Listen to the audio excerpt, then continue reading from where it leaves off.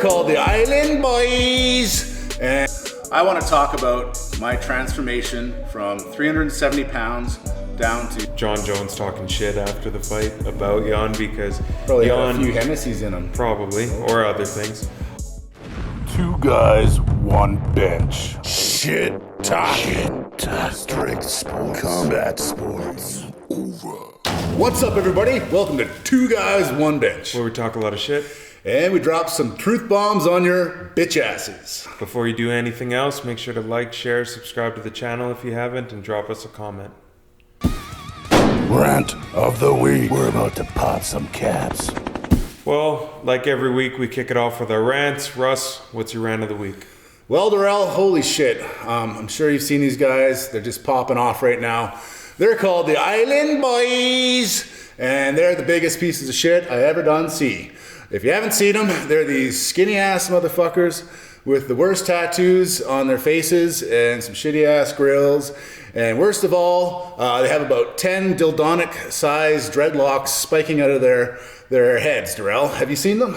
Yeah, I've seen them. I don't understand the fascination with them. What it reminds me of is, it's going to date myself, but that show Rugrats back in the day, Angelica's doll looks just like them, but I don't understand it. It used to actually take like talent and everything to be famous and rich and get attention. Now all it takes is skinny frame and a dumbass fucking video to go viral. Yeah, I guess all you gotta do is pretend to be black these days. I think it started off with that, "Catch me outside, how about that, bitch?" And she got really famous and made millions and God knows what else. And then our boy 6ix9ine, whatever the hell his name is, that guy just dropping N-bombs everywhere, you know, face tattoos, looking like a fucking clown, snitch of the fucking century. And now he's on YouTube hanging out with a bunch of some white boys just making dumb videos. And now we got the Island Boys who are out there sitting in a jacuzzi with their 120-pound bodies, rapping about living in the islands, even though they're from Miami. And as far as I can tell, they're whiter than fucking Darrell's hoodie right now. And that's all I want to say! So what I want to talk about this week, it's Halloween as we're currently shooting this, and what I want to talk about is the unoriginal costumes. We've all seen it, especially with the women. I'm sorry, but I'm calling you out. The unoriginal ass ideas you have. And what am I talking about? I'm talking about take a normal costume, but just make it slutty. What do I mean by make it slutty? Oh, I can't just be a princess. I gotta shorten the skirt a little bit more. I can't be a doctor. I gotta be a sexy doctor. Can't just be a cook. I gotta be a sexy cook. There's nothing wrong with just wearing a fucking costume and not showing your ass for a night. I understand there's gonna be pushback on that, and I don't give a fuck.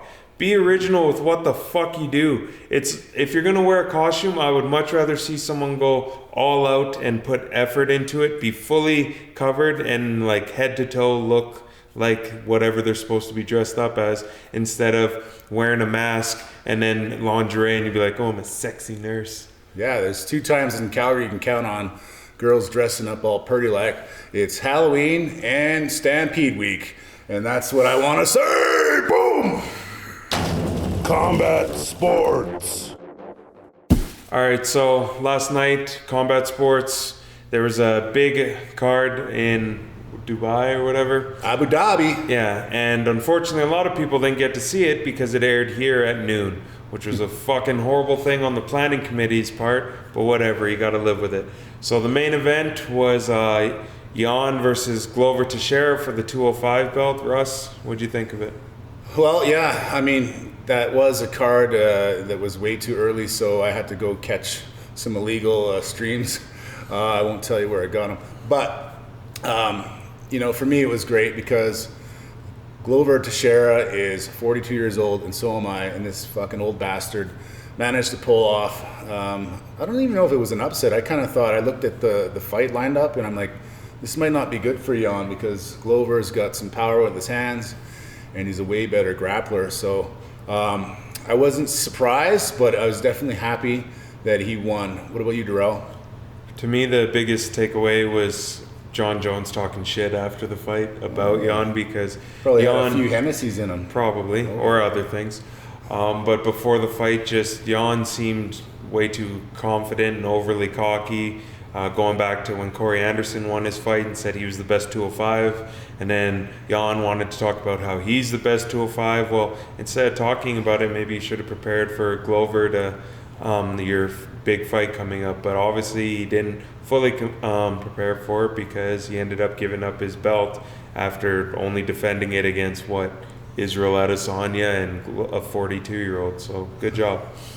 Yeah, and the fight that probably stole the show for me was the fight in the crowds between Hasbulla and Abdu, the two giant man puppets that look like babies but are 20 years old. And, they were going at it. Hasbulla is definitely a little bit of he's a little asshole. Every fighter he was posing pictures with, he'd drop him a little punch or an elbow. I was like, man, if that kid did that to me, I might have to twirl him around and dunk him in a basketball hoop. But these two public figures now are taking off, and they're talking about having a fight. I thought it was pretty funny. Darrell, have you seen them around? We've talked about before on the podcast a little bit about Hasbulla. I've seen them around, and they're getting to be, like we said before, just viral off of literally nothing, off of being small and pretty much man mascots, really. You just have them there. Guys hold them up like they're a teddy bear and take pictures with them. Like I know Khabib and them took pictures with him after Islam's fight with Dan Hooker. The Hooker, yeah. Yeah, it's definitely kind of creepy. You see these two, I don't know what to call them. We'll just call them special little guys. And they are fucking, these dudes, like grown-ass dudes just hanging around, carrying around, driving around in fucking Lamborghinis. And the one guy sings, and I'm like, hopefully they're not getting taken advantage of. And hopefully they're making some money. I don't know what kind of lifespan a special little guy has, but at least they're living their best life. Strength sports. All right, guys. So we want to talk a little bit about strength sports.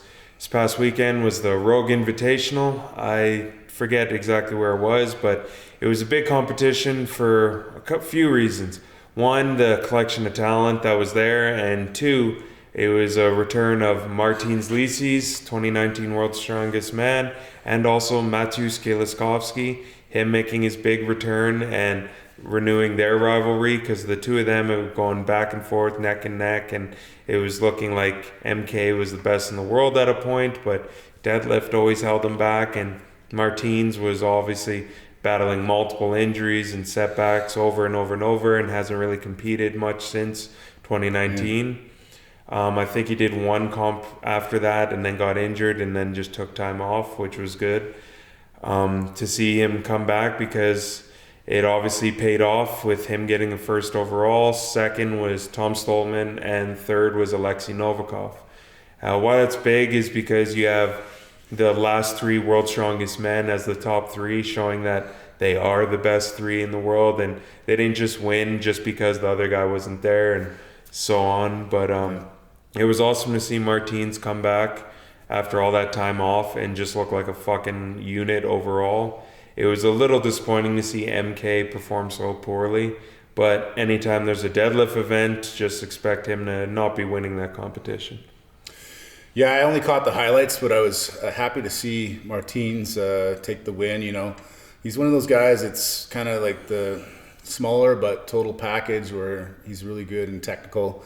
And I know I didn't think, Darrell and I talked about it, but I thought he'd be like a one and done guy with the World's Strongest Man, and he just got lucky that year. But no, he's healed up his injuries. I think he even went to Colombia, went to that bio accelerator. I want to head down there and get some stem cells. Holy shit. All these guys are coming back in prime shape. But awesome. He seems like an awesome dude. He's got a good channel. Seems like stays true to his fans. So awesome to have him win. Some other big news in the strength sports community was WRPF announcing that next year they're going to have the same weight classes for men and women. I didn't go very into detail on it, but I think it's a great move for the sport. I know a lot of people out there, myself included at times, that think there's a little too many medals in everything that gets awarded to people. But I'm thinking at the higher levels, when it comes to competition, when you're actually battling with people, 5, 6, 7, 8 people in your weight class when you're trying to find out who's the best in the world. I think long-term is a lot better because you see the problem in a lot of federations out there. Obviously with men, it's not as prevalent, but with women more so, where it comes to their weight class cap is like around 200 pounds and up, which doesn't leave you a lot of wiggle room because you can find 200-pound girls that aren't really that big, but they have no fucking chance against a girl who's coming in there 340, 350. Yeah. And it's kind of the same way how in the IPF, they've got the 120 plus. So you can be 270 and have to compete against a Ray Williams, a Jesus Oliveira, and it's just not fair. You're going to have to compete against someone 180 plus pounds. By giving more weight classes, I think it makes it a lot better, and it's going to be a lot more appealing to especially heavier girls, because ones that were borderline, where they might have been like, why the fuck should I compete? I'm too heavy, but I got to compete with girls that are 100 plus pounds heavier than me. Now there's a weight class for them. And as someone who coaches a fuck ton of women, I know it would make things probably easier on that end too.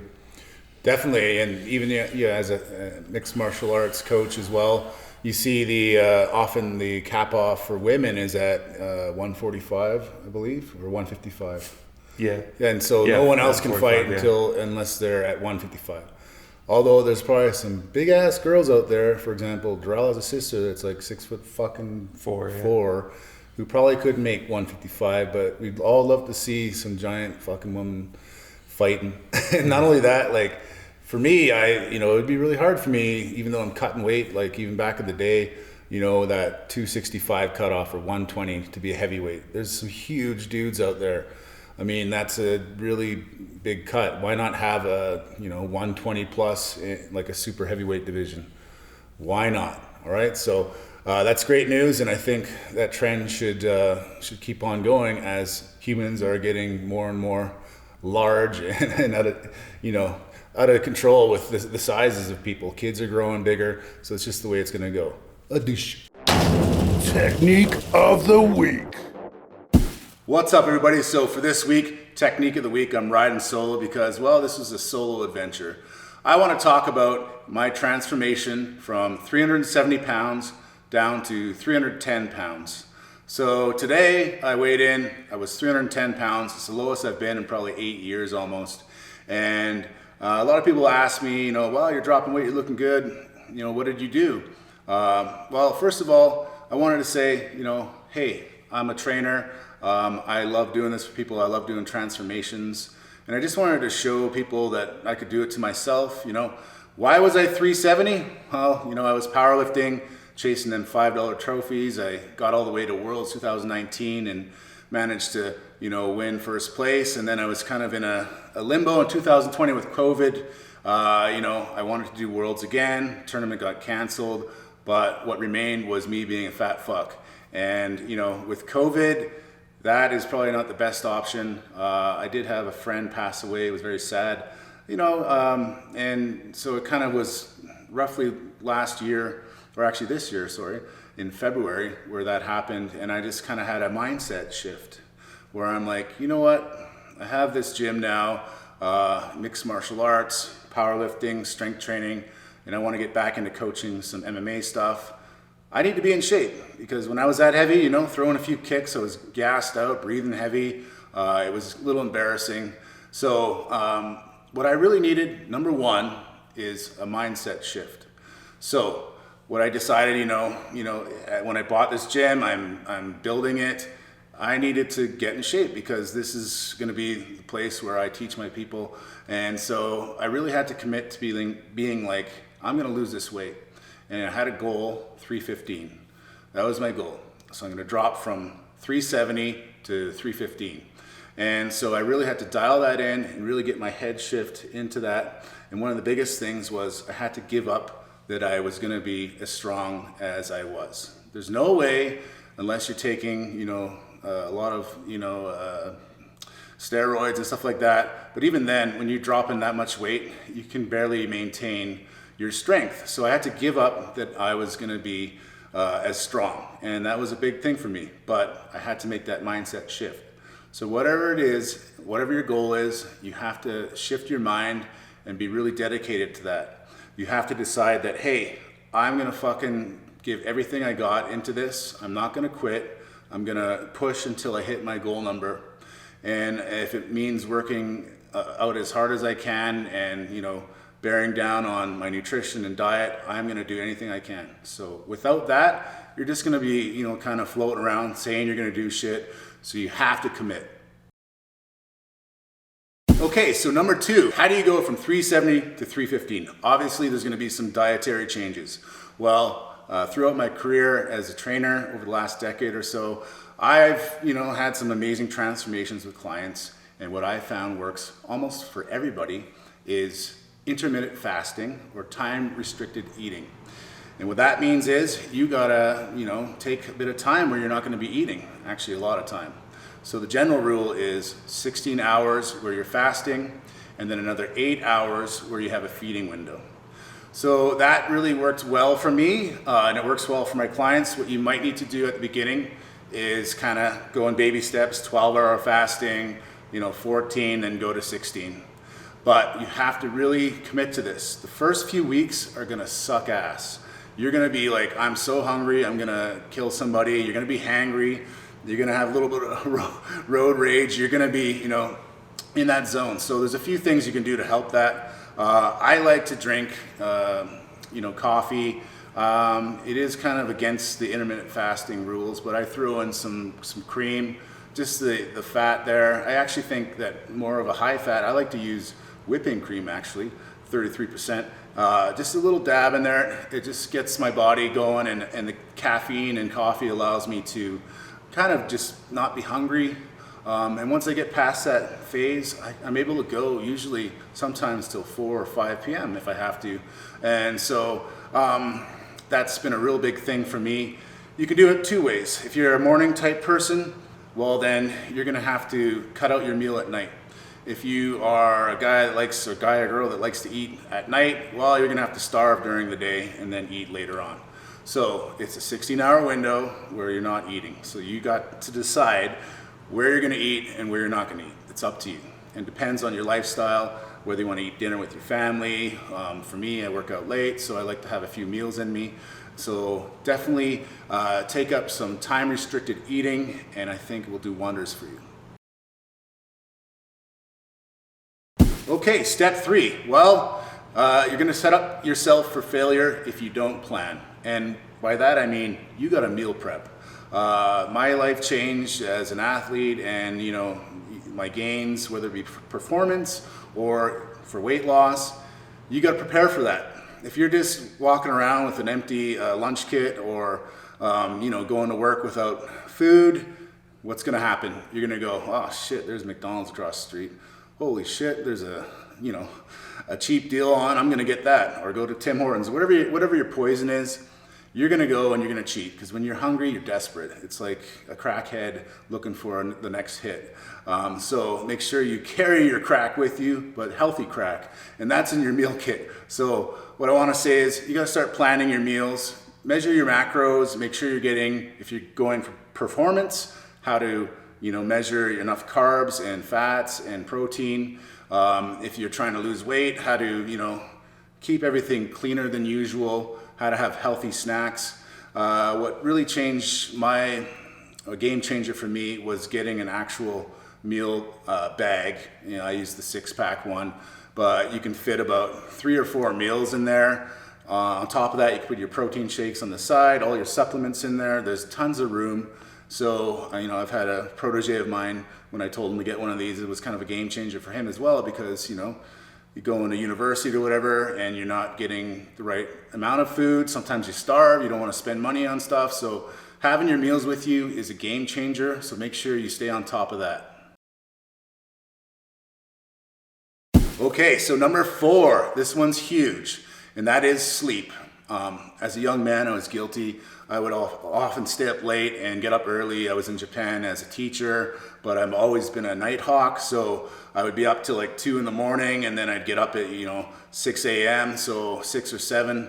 Not enough sleep there. And probably affected my performance when I was doing martial arts and fighting. But I really dialed my sleep in the last 5 years. Maybe I'm just becoming an old fuck. But I really need that 7 or 8 hours. And what really was a game changer for me was, you know, changing the setting of your room. You definitely need some blackout curtains to make it nice and dark in there. Another thing is, you know, having a sleep schedule that's normal, but also like kind of a habit that you follow before you go to bed, kind of relax and wind down. And for me, you know, being a bigger man, I didn't get this until last year, and this has been a game changer for me, and I believe that's why I was able to lose more weight, is I got a CPAP machine. So I, for the longest time, have had sleep apnea. I knew I had it. I would wake up in the middle of the night choking and having dreams of drowning and being stuck in a box and getting choked out. And that was my nightly routine. I'd wake up choking, and I'd still be choking because I was really choking. Then I'd get up, go take a leak, you know. I'd have to have an asthma puffer because I couldn't breathe. And it was terrible. And then I decided, get a CPAP. Wow. The first month was hard, I admit it. Like, it felt like I was going scuba diving. But after that, I cannot sleep without it. I can't even take a nap without it. So if you need to address sleep apnea, do that, because, you know, you're stepping over dollars to pick up dimes, basically, and it's taking years off your life. So if you don't have sleep apnea, definitely get enough sleep. Make sure it's nice, deep sleep. And whatever you got to do, set a routine, because sleep is super important for dropping weight. You know, I even have a good friend who's a bodybuilder, getting ready for a show, and this week he's getting on stage. Couldn't figure out why he couldn't peel off the last few layers, while his coach decided he needs to sleep more. He slept more, and fat came off. He's getting leaner and leaner each day. So it is a real big thing. And not only that, you know, your stress levels when you're tired and during the day, your cortisol levels, all those, you know, factor into you having a shitty practice at the gym and not being able to perform at your top ability. Last up, guys, make sure you have the proper supplements and nutrients. So in our food, sometimes we can't get everything. So in Canada, obviously, we got fucking no sunlight.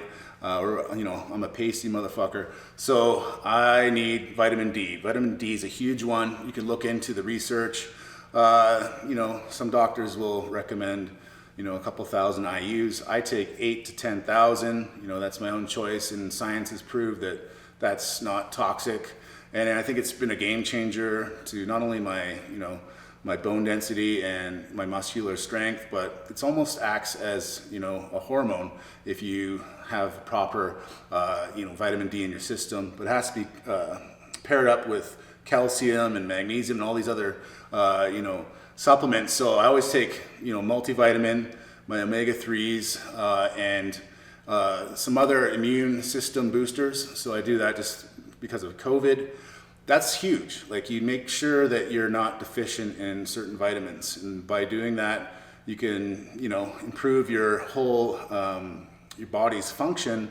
If there's something, for example, I've heard someone say, you know, you could have a great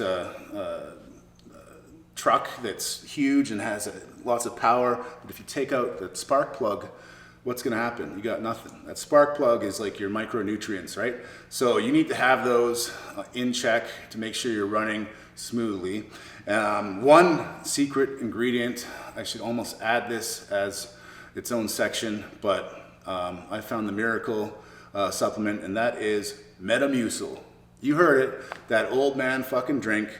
What it is fiber, right? Your body needs fiber. It's almost like a prebiotic. You need fiber in your stomach to function properly, and if that's not there, then you're not going to be able to absorb all the things that you're eating. And I'm not going to lie to you, I've had terrible guts. I thought I had some stuff from living in Japan for 11 years, and that's why my guts couldn't handle it, to a point where I thought I had, you know, IBS at the best, but maybe I was getting colitis or something, like some crazy shit going down there. Literally. But when I started taking Metamucil and, you know, getting a little more fiber in my diet, it was a game changer. My guts are fine and I'm feeling great. So there you go, guys. That's how I dropped 60 pounds in roughly 8 months. The first few months were big. I dropped a lot. What you should get your mind into is that your main focus is weight loss. So if you're a strength trainer or you lift, expect that you're going to get weaker. That's going to happen. But what I found is I've dropped the weight, and now I'm at this weight, and my strength levels are getting, not comparable to when I was 370, but pretty damn good, and I'm happy with that. On top of that, I can walk my dog without fucking dying, and I can go upstairs without going, should I really go upstairs? Like, I don't think about that shit. And literally that's what was happening. So it's a trade-off. I chose that life because I wanted to be a champion, but now I've got other goals and I feel great. So I encourage you all, if you need to lose a few pounds, follow these steps. If you need more help, reach out. I'm here. I've done it. I've done it for, a ton of people, and, you're going to feel better and look better. Thank you. All right, guys, hope you enjoyed our episode this week. Before you go, don't forget to like, share, subscribe to the channel. And also, at the bottom, check out some of our sponsors. I'm wearing Rockin' Resolute here, got Misfit here. I'm wearing an old school shirt from Japan, but we have a ton of sponsors. Check them out at the bottom. We got a big announcement next week or a few weeks from now. A new sponsor, some supplements. Really excited to announce that. So stay tuned and don't forget to eat big, train hard, and always be fight ready. 2 guys, 1 bench. Shit talking. Strength sports. Combat sports. Over.